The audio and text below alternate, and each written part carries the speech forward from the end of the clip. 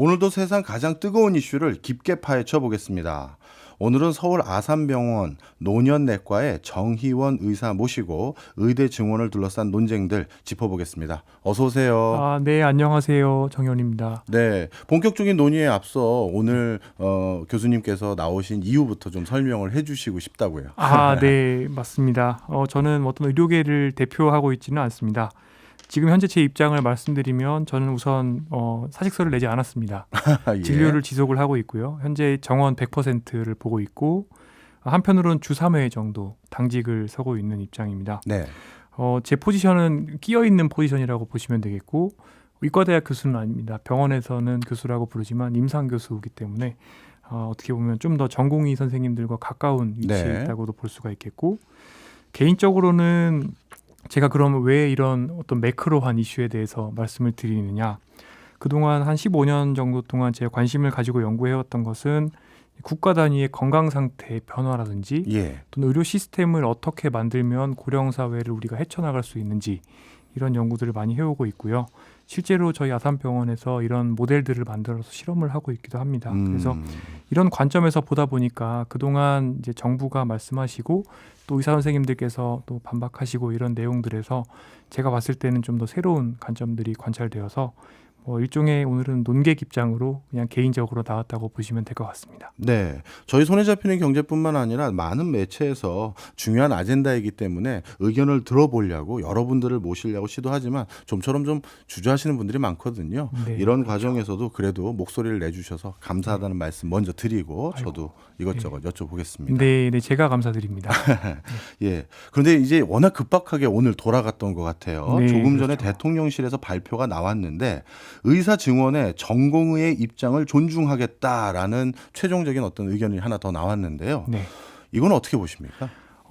오늘 이 윤 대통령님과 이 박단 대표와의 만남은 제가 알고 있기로는 일단은 정말 실제로 전공의 선생님들께서 어떤 생각을 가지고 계신지 입장을 들어보시는 자리였던 걸로 이해를 하고 있고 어떤 구체적인 숫자를 논의를 한다거나 이런 것들은 아니었던 걸로 알고 있습니다. 네. 그래서 물론 첫 술에 배부를 수가 없듯이 오늘 만남의 결과만 가지고 어떤 의미를 부여하기는 굉장히 어렵지만 일단은 총선 전에 어떤 만남이 이루어졌고 또 이제 결국에는 지금 현재 2,000명이라는 숫자를 가장 강하게 어떻게 보면 밀어붙이셨던 대통령님께 상황을 직접 전달할 수 있는 그런 기회가 처음으로 되었고 예. 어떻게 보면 앞으로 대화를 이어나가기 위한 굉장히 중요한 단초가 되었다고 볼 수 있을 것 같습니다. 네. 뭐 사실 2시간 전에 벌어진 일이라고 해도 과언이 아니기 때문에 네. 그 사이에 뭐 주변 의사분들의 반응을 모니터할 수 있는 시간적 여유가 없으셨을 것 같습니다만 네. 그럼에도 불구하고 뭐 단톡방이나 이런 그렇습니다. 여러 어떤 뭐랄까요? 저 의견을 들을 수 있는 네. 상황 속에서 분위기는 어떻습니까? 네, 일단 해프닝이 하나 있었습니다. 어떤 건가요? 만남 직후에 한 매체에서 예. 600명 선에서 합의를 하겠다는 어떤 뉘앙스가 있었다. 이런 뉴스가 하나가 나왔고요. 예. 그 후에 굉장히 짧은 시간 내에 대통령실에서 그것은 아니다. 사실이 아니다. 예, 우리는 숫자 이야기를 한 적이 없다. 이런 이야기가 나왔는데 그 기사 때문에 사실 단톡방들이 굉장히 많이 시끄러웠고 네. 그래서 또 어떤 분께서 그 유튜브 하시는 어떤 분께서 2,000명의 3분의 1 말씀하신 게 이게 의미가 있는 게 아니냐. 그래서 근데 결국에는 사실이 아닌 걸로 되었으니까요. 네. 일단 오해는 해소가 된 걸로 보이고요. 예. 일단은 지금 현재는 그것들이 이슈를 다 덮었었고 그 다음에는 이제 그럼 앞으로 어떤 일들을 해 나가야 될 것이고 어떻게 대화를 해 나가야 될 것인지에 대해서 이제 결국에는 여러 가지 이해관계 당사자들께서 논의를 해나갈 것이라고 생각을 합니다. 네. 그렇다면 오늘 말씀 나눌 내용은요. 앞으로 논의를 하기 위해서 우리가 챙겨야 될 여러 가지 사항들 이런 것들을 한번 여쭤보려고 하는데요. 네. 먼저 얼마 전에 대통령이 담화를 하셨을 때 뭐라고 하셨냐면 벌써 의대 증원 2,000명에 맞춰서 각 대학별로 증원이 이루어졌기 때문에 돌이킬 수 없는 상황까지 왔다라는 말씀도 분명히 하셨거든요. 그런데 오늘은 다시 논의를 해보자고 하셨으니까 그렇다면 그동안 의대 증원을 대전제로 2,000명 증원을 전제로 진행됐던 것은 다시 되돌릴 수 있는 상황인 건가요? 네, 그렇습니다. 일단은 5월 달에 정원이 확정이 되는 것으로 되어 있기 때문에 아직까지 시간은 남아 있습니다. 그런데 그것보다 좀 더 급한 것은 사실 이제 의과대학 학생들의 유급이라든지 이런 예. 문제들 때문에 현실적으로는 시간이 그렇게 많이 남아있지 않은 상황이고요. 우선 이제 대통령 담화가 굉장히 흥미롭습니다. 많은 분들께서 뭐 듣기 평가 같다라는 말씀을 주셨는데 우리가 소주가 반잔이 있을 때 이게 또는 반병이 있을 때 뭐 반병밖에 남지 않았다 예. 또는 반병이나 남아 있다 이런 것들처럼 굉장히 해석을 여러 가지 방법으로 할 수 있는 그런 여지를 주셨는데요.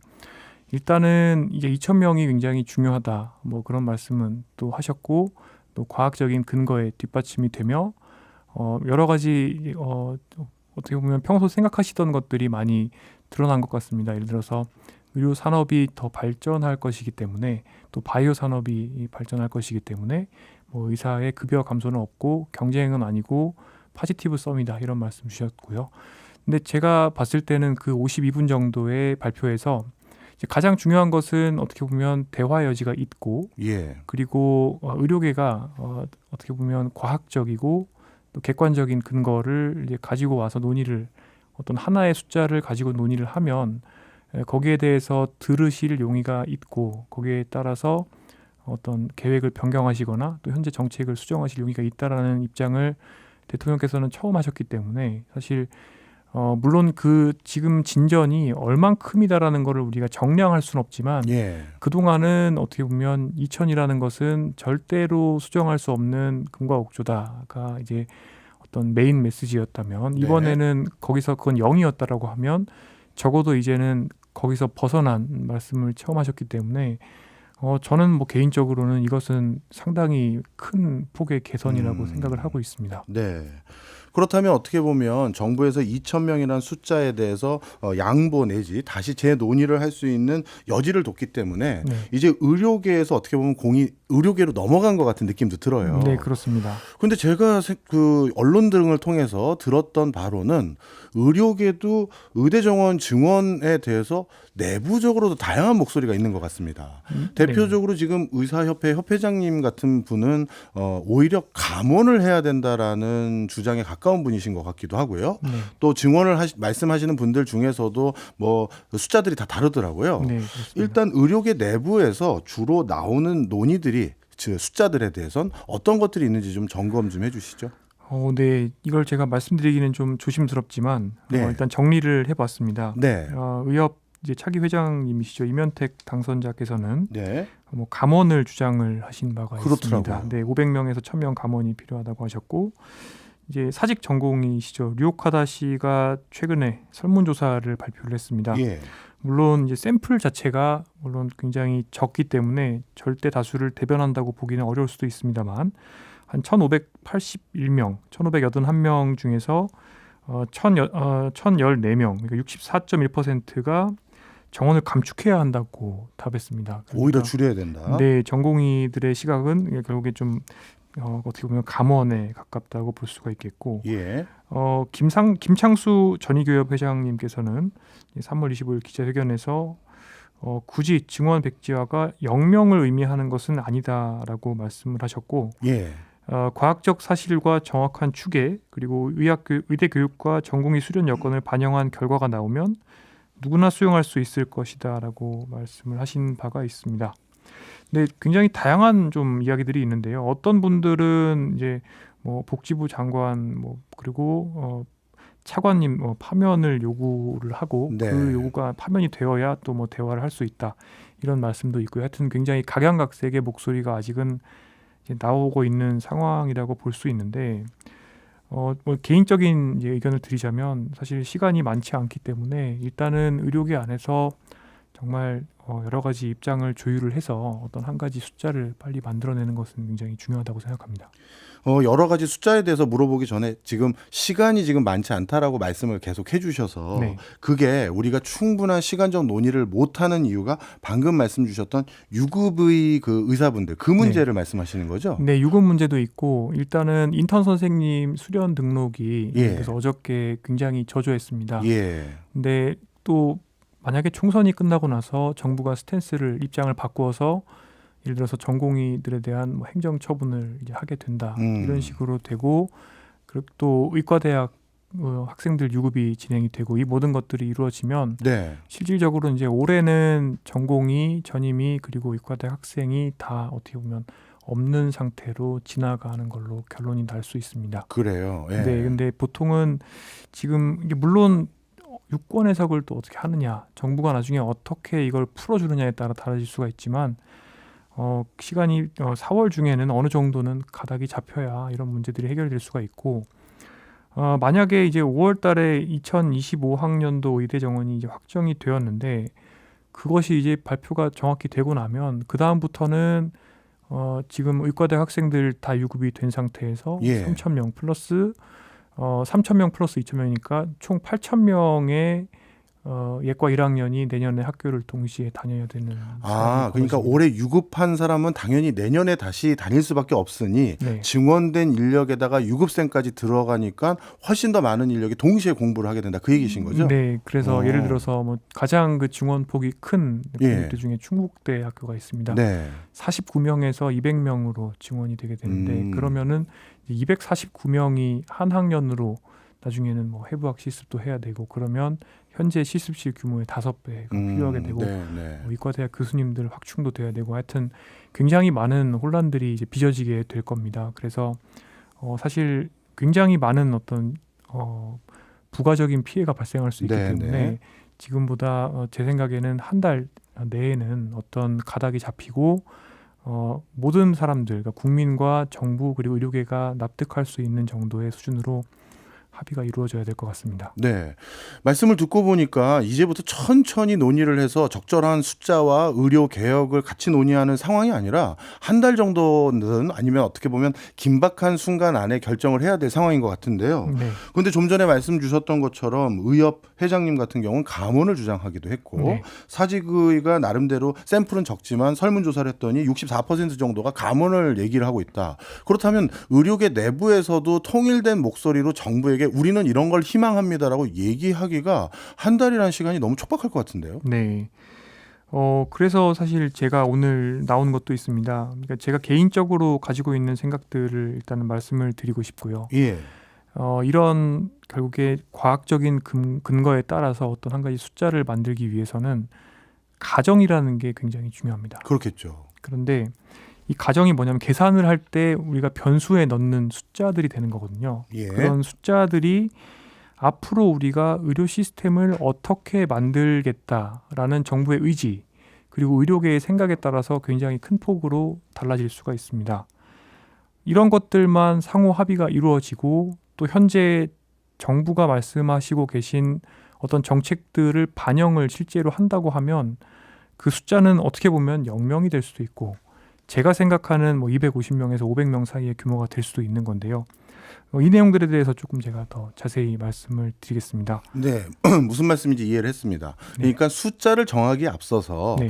지금 우리나라의 의료 생태계, 의료 시스템이 어떤 모양을 지향하는지를 먼저 결정을 해야 네. 거기에 부합하는 숫자가 나온다. 그 얘기신 거군요. 네, 그렇습니다. 예, 말씀 좀 부탁해요. 네, 예를 들어서 이제 KDI나 예. 또는 보사연 그리고 정부가 인용하고 있는 홍윤철 교수님의 보고서를 네, 보게 되면 2035년까지 10,000명이 부족하다라는 네, 어떤 평균값이 나옵니다. 물론 개별 보고서들을 보면 역시나 가정들이 다양하고 사용한 공식들이 다양해서 정확하게 10,000명이 부족하다라고 얘기하는 보고서는 사실상 없다고 보셔도 됩니다. 예, 거기에 제일 가까운 보고서는 이제 홍윤철 교수님의 보고서라고 보시면 되겠고 네, 그래서 지금 정부에서는 대략 6년 정도의 의과대학 그 어떤 수련이 아니죠. 의과대학을 다니기 때문에 2035년까지 10,000명을 공급하기 위해서는 만 나누기 5 해서 2,000명이라는 게 나왔다라고 보고 있습니다. 네. 그런데 문제는 이 2035년에 그렇다면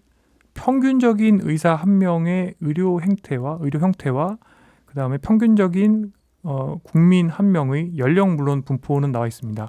그러니까 특정 연령, 특정 성별의 의료 이용 형태가 대략 2018년과 동일할 것이다라는 가정이 들어갑니다. 예, 여기서는 평균 의사라는 것은 이 의사가 100명이 있으면 그중에 몇 퍼센트가 필수 의료에 종사하고 몇 퍼센트는 미용에 종사하고 이 분포 역시 2018년에 머물러 있을 거라고 가정을 합니다. 네, 그러니까 우리나라의 모든 이용 형태나 공급 형태가 18년에 얼어 있는 상태로 2035년까지 간다고 보는 거죠. 지금의 상황이 그대로 유지된다라는 전제. 그렇습니다. 예.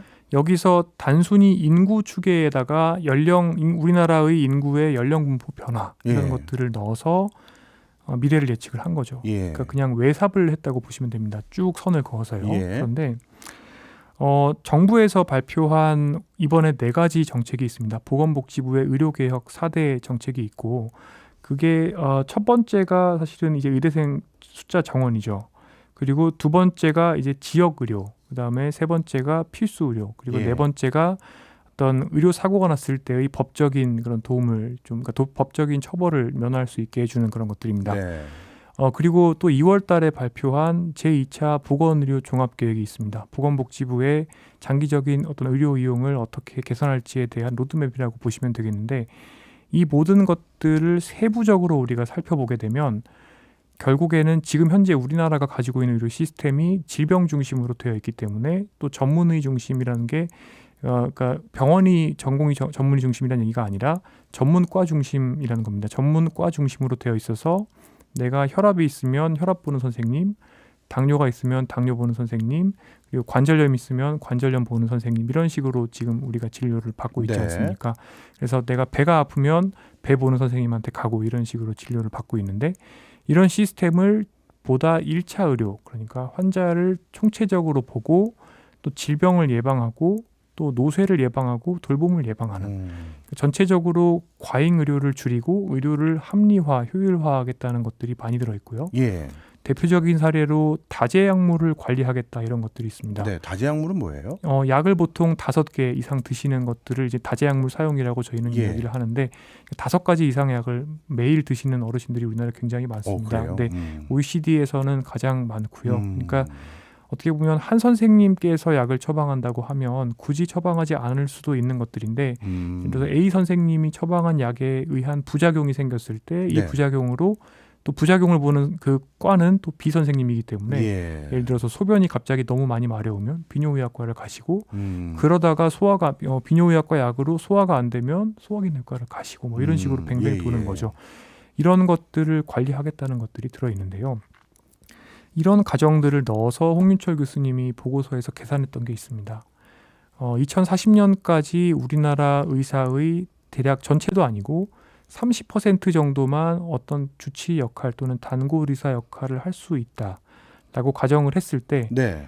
홍윤철 교수님 분석에 따르면 250명에서 500명 정도의 증원이면 충분할 것으로 생각이 되고 있고 홍윤철 교수님이라고 하면 좀 전에 2,000명 증원의 가장 기초적인 근거를 제시했던 분이신 거죠. 네, 맞습니다. 예. 그런데 그 보고서의 뒤쪽을 가서 예. 보게 되면 우리나라 의료가 수요를 통제하고 또 공급을 효율화하는 방향 그리고 네. 환자 중심 의료를 제공할 수 있는 방향으로 진행이 되면 예. 결론적으로는 2,000명이 필요하다는 게 아니라 훨씬 더 적은 숫자가 필요하다라고 말씀을 하십니다. 네. 그래서 이런 것들 때문에 실제로 계산을 해보시면 10,000명이 아니라 예. 홍윤철 교수님의 계산에서 2035년에 그러니까 주치제도가 도입이 지금부터 시작이 된다면 실제 부족한 의사 수는 한 2,637명에서 3,337명 정도로 추산이 됩니다. 그렇기 때문에 지금 방금 저는 한 가지 어떤 사례를 말씀을 드린 겁니다. 네.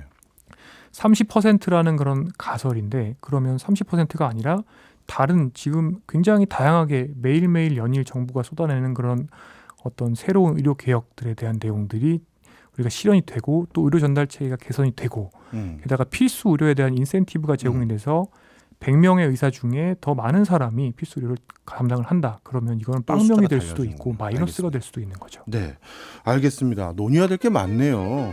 일부에서 교수님이 말씀해 주셨던 내용을 잘 들어봤더니요. 2,000명이라는 숫자가 그동안 어떤 근거로 나왔는지 그 대전제 조건이 지금의 의료 생태계라고 해야 될까요? 진료 시스템 이런 것들이 계속 유지됐을 때 2,000명이라는 증원이 필요하다. 그런 전제로 일단 논의됐던 거군요. 네.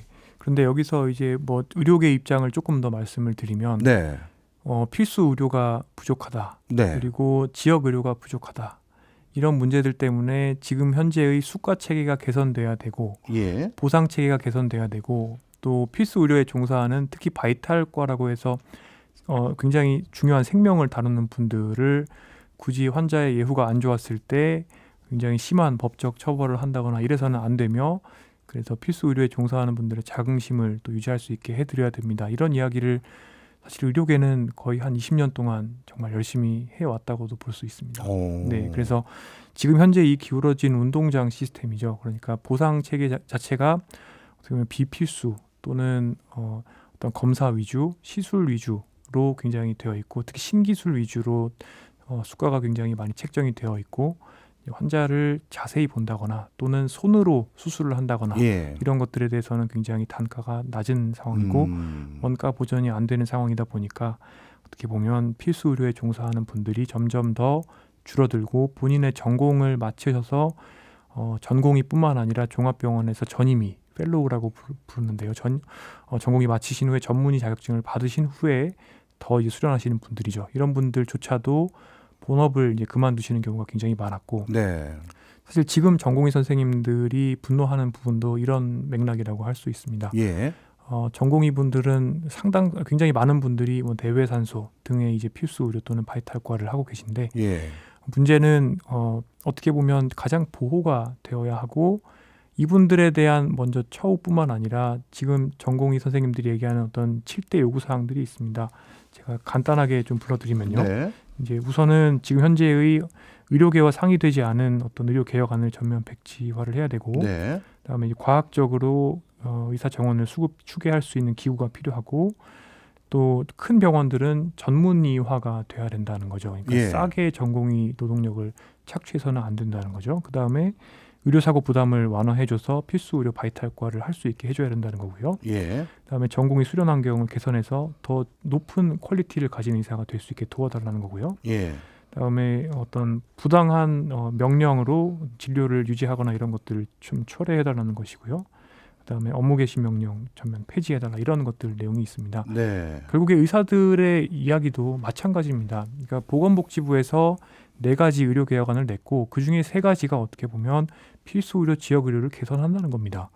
그렇게 되면 어떻게 보면 2,000명 증원이라는 근거가 사라지게 되는 것이고 2,000명을 고집을 한다는 것은 2번, 3번, 4번 그러니까 전공의 선생님들도 원하고 또는 의료계도 원하는 내용들을 구체적으로 실현시킬 의지가 없다는 것을 방증하는 걸 수도 있고요.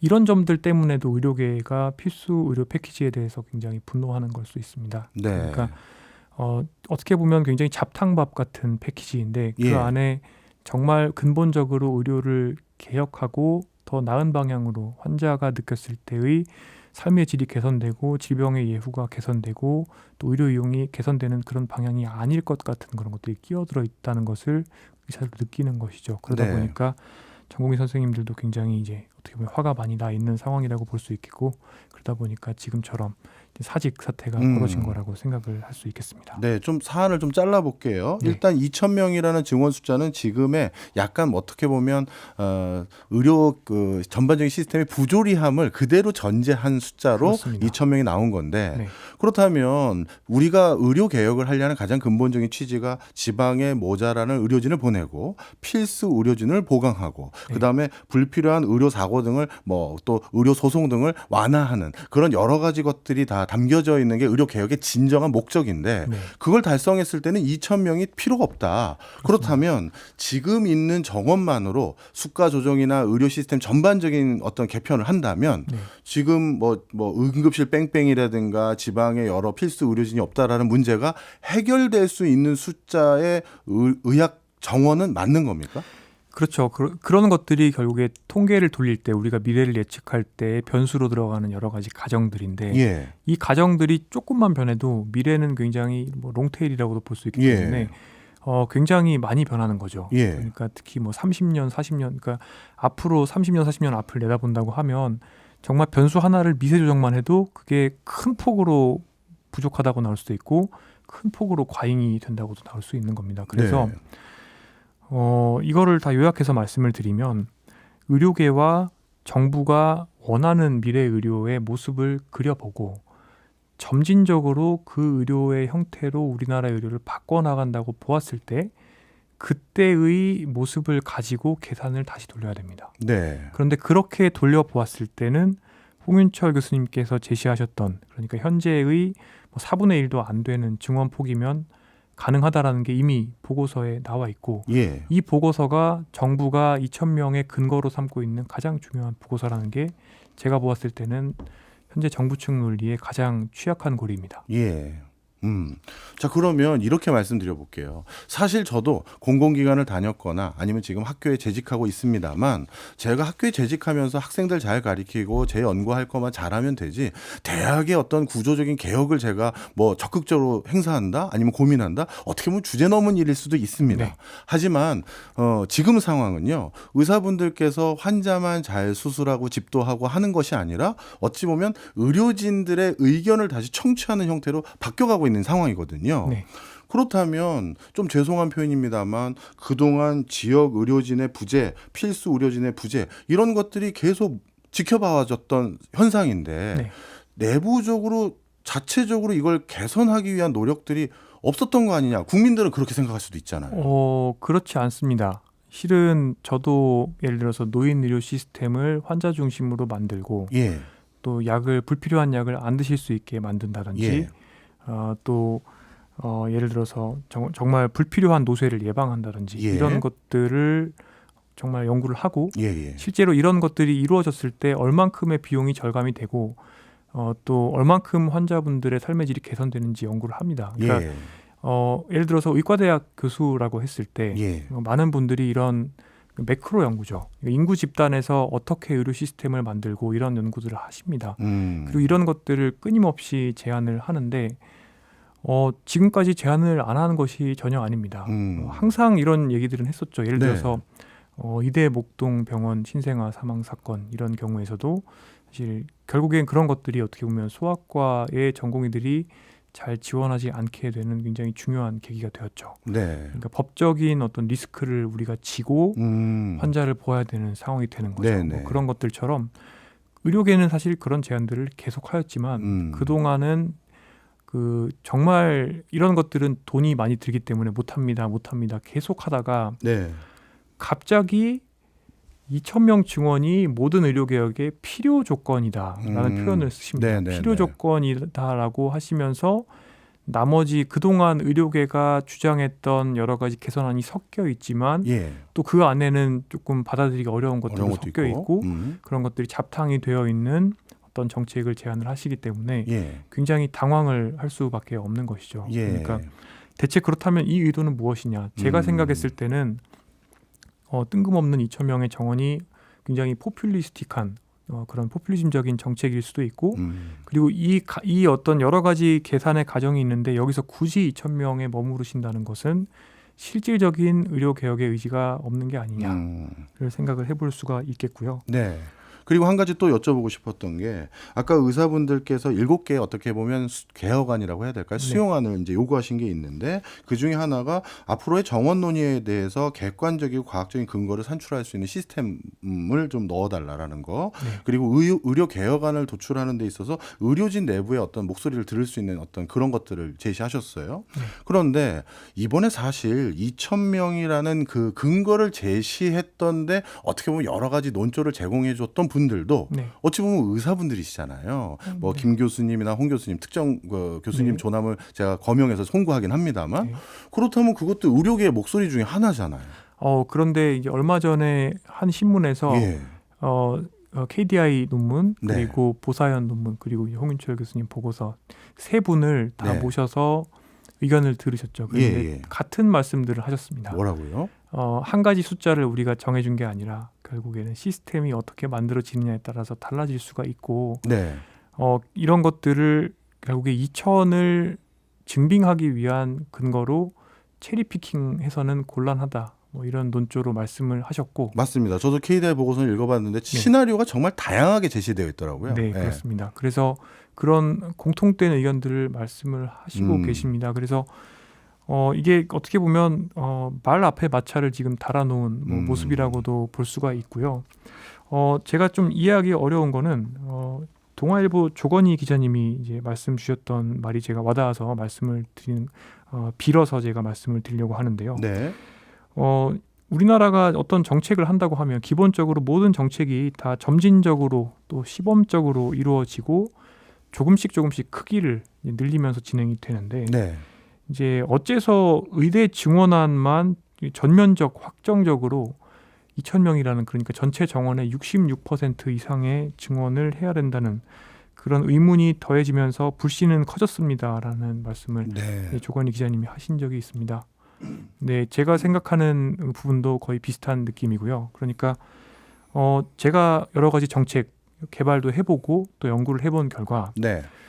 저희들이 연구를 바텀업으로 밑에서부터 상향식으로 하다 보면은 정말 1년에 뭐 10억, 30억 이렇게 드는 일도 굉장히 어렵다고 하십니다. 그런 것들도 굉장히 어려워서 대개는 정말 결국에는 나중에 스케일업이 돼서 전 국가 단위로 적용이 되면 큰 폭의 예산을 아낄 수 있는 그런 것이라도 정말 많은 회의체를 겪고 협의체를 거쳐서 정말 차근차근 진행이 되는 게 보통 정책이란 말이에요. 네. 그런데 어째서 이 의대 증원은 굉장히 많은 가설이 있고 또 우리가 실제로 의료의 수요를 줄이겠다는 그런 개혁을 하겠다는 그런 정부가 어떻게 정말 급진적인 2,000명을 갑자기 들고 나오셔서 이것을 이렇게 금과 옥조처럼 하느냐는 거죠. 그러니까 굉장히 네. 이렇게 당황스럽다고 볼 수가 있습니다. 네, 다양한 시나리오가 관련 연구에서 있었음에도 불구하고 하나만 딱 선택했던 것은 의료계에선 받아들이기가 좀 어렵다 그런 말씀이셨네요. 네, 그렇습니다. 자, 그렇다면 앞으로 논의에 대해서 좀 말씀드려보도록 하겠습니다. 이제 어떻게 보면 정부에서도 이제 의료계의 목소리를 전방위적으로 듣겠다. 그래서 다시 한번 논의를 해보겠다라는 입장을 표명했기 때문에 의료계에서도 이제 다양한 목소리가 나올 것 같은데요. 자, 그렇다면 이런 한번 가정을 저도 해볼게요. 네. 그동안 이제 필수 의료계에 사람이 덜 가고 어떻게 보면 피부과, 성형외과 또는 뭐라 할까요? 그 뭐죠? 그 사람들이 그냥 민간 보험 신청해서 받는 거 뭐죠? 실손보험. 실손보험. 네, 그렇죠. 이 실손보험으로 큰 수익을 거둘 수 있는 전공들로 자꾸 네. 귀결되는 게 네. 쉽게 해서 그쪽이 수익이 좋기 때문인 거 아니겠습니까? 그렇습니다. 그렇다면 그쪽의 수익을 낮춰줘야 네. 필수 쪽으로 많이 갈 텐데 네. 그러면 이쪽 수익을 낮춰서 필수 쪽으로 보낸다고 하면 의사들 중에서 그쪽 분야에 계신 분들이 동의 안 하실 것 같아요. 그렇다면 네. 기존에 이렇게 실손보험이라든가 피부과나 성형외과는 그대로 그 수익을 계속 누리게 해주면서 네. 필수 의료진 쪽으로 그쪽에서 근무하시는 분들도 충분한 경제적인 수혜를 받게 한다면 네. 자칫 잘못하면 국민들이 납부하는 건강보험료만 올리고 이 게임이 끝나는 거 아니냐 그렇게 걱정하실 수도 있을 것 같아요. 굉장히 중요한 지적을 해주셨습니다. 예. 약간 이해가 안 되는 비율일 수도 있습니다. 네. 그런데 지하철 9호선을 타보시면 네. 배차 간격이 굉장히 길죠. 예. 그리고 9호선 타보시면 힘들죠. 예. 사람이 많잖아요. 그렇죠. 9호선이 그러면 배차 간격이 절반으로 줄면 혼잡도가 반으로 줄겠죠. 예. 그러니까 우리가 국민 투표를 합니다. 예. 9호선을 배차 간격을 반으로 줄입시다. 여기에 대해서 대부분의 국민은 동의할 겁니다. 네. 근데 그게 안 되죠. 왜냐하면 결국에는 세금이 들어가는 거죠. 그렇죠. 지금 대략 건보 재정이 100조라고 하고 예. 실손보험은 여기 이제 별도인 거죠. 네. 개인이 내는 거죠. 이 100조 안에 있는 보상 시스템들을 네. 조금씩 점진적으로 재조정을 하는 것이죠. 예. 그렇게 해서 예를 들어서 지역 의료에 종사하는 경우에는 약간의 할증을 준다거나 예. 그다음에 필수 특히 난이도가 높고 시간이 많이 들어가고 예. 저는 이제 사람값이라는 표현을 쓰는데 사람의 손이나 머리가 많이 들어가는 의사 선생님들이 실질적으로 머리와 손을 많이 써야 되는 그런 내용들은 수가를 더 주는 이런 네. 식으로 조정이 이루어지면 그 안에서 제로섬 게임이 되는 겁니다. 결국에. 그래서 네. 이런 것들이 조금 조정이 될 수 있는 건데 예를 들어서 오늘 아침에 호주에 연수를 가신 교수님께서 저한테 메일을 하나 주셨어요. 예. 호주에 왔는데 MRI 조영제에서 찍는 MRI가 종합병원에서 50만 원밖에 안 한다. 한국보다 반값이다. 근데 예. 호주의 GDP를 고려하면은 결국에는 이거는 한국의 반의 반값인 것 같다. 예.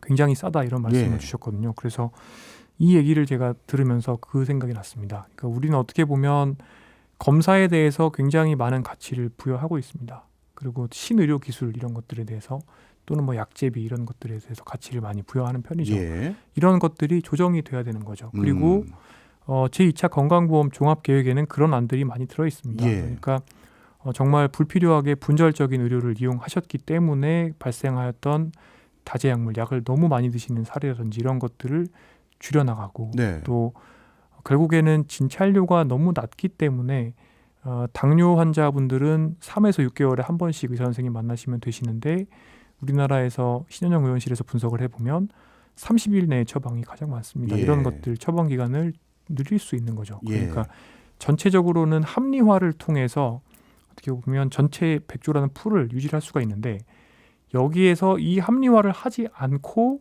증원을 계속 가지고 간다는 거는 결국에 이제 9호선 열차를 그냥 계속 증차를 하는 거죠. 그러면은 그거야말로 결국에는 어떻게 보면 국민의 세금이 제일 많이 들어가는 정책이 되는 거죠. 네. 무슨 말씀인지 이해했어요. 그러니까 예를 들어서 100조 원을 합리화하지 않고 이 증원을 해버리면 또 다른 어떻게 보면 의료비 증가가 유발될 수 있다라는 것도 제가 이해는 했습니다. 네. 그런데 100조 원을 가지고 이 돈을 늘리지 않고 즉 국민들이 더 의료보험 수가를 내지 않으면서 필수 의료나 지역 의료의 인력을 보충하려면 결국 파이는 정해져 있으니까 기존의 필수 의료나 지역 의료가 아닌 분야에 종사했던 분이 받아갈 수 있는 여러 가지 뭐랄까요 이익이라고 하겠습니다. 네. 그게 줄어들어야 일로 가는 거잖아요. 네. 그럼 그분들에게 동의를 구하려면 당신들도 손해가 아닙니다라고 해놓고 네. 필수와 지역의료나 뭐 이런 부분에 인원을 벌충하려면 이쪽에는 더 많은 인센티브를 줘야 글로 갈 테니 네. 그러면 결국 이번에 대타협이라는 건 국민 건강보험료만 늘어나는 걸로 귀결될까 봐 걱정할 수가 있다는 거죠. 네, 그것도 맞는 말씀이신데요. 그래서 제일 우리가 중요시해야 되는 것은 어떻게 보면 앞으로 경상의료비의 증가를 우리가 줄이기 위한 노력을 해야 됩니다. 예. 연세대학교 정영선 교수님이 2030년이 되면 우리나라의 경상의료비가 GDP의 16%까지 올라갈 것이다 라고 예상을 하십니다. 그러니까 지금 현재의 비효율적인 시스템의 인구 고령화가 지속되고 의료의 공급량이 분절적으로 계속 늘어난다고 하면 네. 16%입니다. 그러면 네. OECD 최고 수준이 됩니다. 거의. 우리나라가 우리나라가 지금 현재 국방비가 대략 한 2.6% 정도가 됩니다. 예. GDP에. 그리고 교육비가 한 4% 정도 됩니다. 그리고 현재 지금 우리나라 의료비가 9%에서 10% 정도 되는데요. 결국에 국방비와 교육비와 의료비 지금 그걸 다 합친 숫자가 2030년이 되면은 네. 우리나라가 필요해지는 겁니다. 의료비가. 그러니까 말씀하신 내용이 맞을 수 있습니다. 결론적으로는 인구 고령화 진행이 예. 되고 제가 그냥 쉽게 이해하실 수 있도록 전체적인 총 외래 진료 횟수는 어느 정도는 65세 이상 인구를 그냥 굉장히 거칠게 추종한다라고 볼 수가 있고 입원 진료는 75세 이상 인구를 추종한다라고 볼 수가 있고 장기 요양 수요는 85세 이상 인구를 추종한다 이렇게 그냥 굉장히 대충 계산하면 볼 수가 있게 네. 되는데요. 그런 것들을 따라가 보게 되면 굉장히 많이 그러니까 100조가 아니라 뭐 160조, 200조가 될 수 있고 우리나라는 그것을 지탱을 할 수가 없습니다. 그렇기 때문에 결국에 이 상황에서 정말 우리가 관심을 가져야 되는 것은 정말 아귀다툼을 하면서 내가 뭐 지금까지 벌어왔던 인센티브나 이런 것들 잃기 싫다 네. 그런 것이 아니라 정말 환자 그리고 환자는 어떻게 보면 이용을 하는 입장이고 예. 국민은 세금을 내서 건보료를 내서 이 시스템을 지탱을 하는 입장이고 예. 그리고 이제 의사는 이 시스템에 어떻게 보면 서비스를 제공하는 입장이고 또 정부가 있습니다. 모두가 다 이익을 볼 수 있는 방향으로 시스템을 개편을 해야 됩니다. 근데 그러기 위해서 정말 중요한 거는 정말 지금 굉장히 중요한 타이밍입니다. 결국에 복지부가 여러 가지 내놓은 정책 중에는 합리적인 안들도 많이 있고 또 그동안 의사 선생님들과 또는 의료 정책을 하시는 분들과 충분히 협의가 되지 않았던 것들도 많이 네. 있습니다.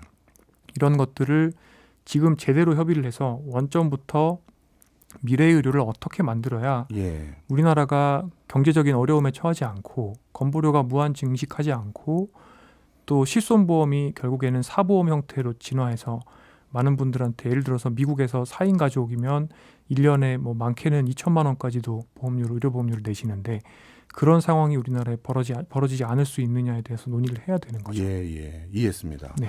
사실 오늘 이렇게 정의원 의사분 또 교수님께 이렇게 많은 것들을 제가 무리하게 요구할 수밖에 없는 게 우리 정 교수님 말고 나오시는 분이 없거든요. 네. 요즘 같을 때는 사실 다양한 목소리를 들어야 되는데 사실 이렇게 용기 내서 나온다는 게 사실 굉장히 주저되는 게 솔직한 상황일 것 같습니다. 그런 네. 상황에서 나와주셔서 감사하고요. 그래서 제가 이 마지막 질문은 제가 아는 국내에서 일하고 있는 외국인 교수의 입장으로 한번 설명을 드려볼게요. 네. 그분은 외국에서 살다가 한국에 와서 지금 10년째 대학 교수를 하고 있는데 한국 의료 시스템에서 이렇게 평가를 하시더라고요. 네. 한국은 의사분들이 다 어마어마한 명의인 것 같아요. 네. 본인이 진료를 받으러 가면 3분 만에 자기 병을 진단하고 그리고 자기가 한 번도 그게 그 진단을 받은 걸로 약을 처방받거나 치료를 받은 다음에 못 고친 적이 없으시대요. 근데 자기는 유럽에 있었을 때는 3, 40분 얘기했는데 진료도 제대로 안 된 것 같고 또 예후도 별로 안 좋고 그러면 한국은 이렇게 적은 인원으로 이렇게 높은 의료 성과를 냈는데 왜 개혁을 하려고 하냐라고 물어보더라고요. 네. 어찌 보면 가성비 좋다라는 입장도 있을 수 있을 것 같거든요. 네. 그럼에도 불구하고 의료 개혁은 필요한 부분이 많이 있는 거죠. 네, 굉장히 좋은 지적이십니다. 지금 현재 우리나라의 의료 시스템은 정확히 우리나라의 인구 구조가 90년대에서 2000년대 초반일 때에 맞춰져 있습니다. 네. 그 말인즉슨 한국인의 평균 연령이 젊고 네.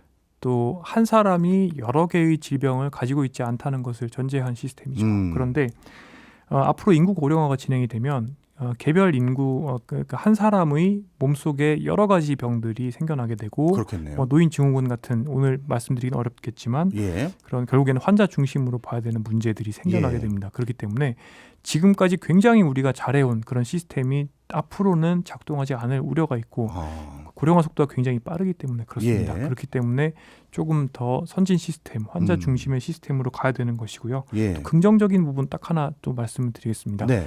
다행히 우리나라 어르신분들 그동안 지난 15년 동안 계속해서 건강해져 오셨고 점점 더 덜 노쇠한 상태로 개선이 되어 오셨습니다. 그래서 이러한 것들도 어떻게 보면 미래의 의료 수요를 2018년에 우리가 머물러 있다라고 생각하지 않고 조금 더 여유 있게 보셔도 될 것 같다의 근거가 될 수가 있겠습니다. 네, 알겠습니다. 사실 OECD 국가들 중에서 우리나라가 기대 수명이 제일 길잖아요. 그것은 많은 의사진들이 또 도와주신 덕분이기도 하고요. 하지만 앞으로 개선해 나가야 될 것도 많다라는 것도 짚어주셔서 감사합니다. 지금까지 용기 있는 의사 정의원 교수였습니다. 고맙습니다. 네, 감사합니다.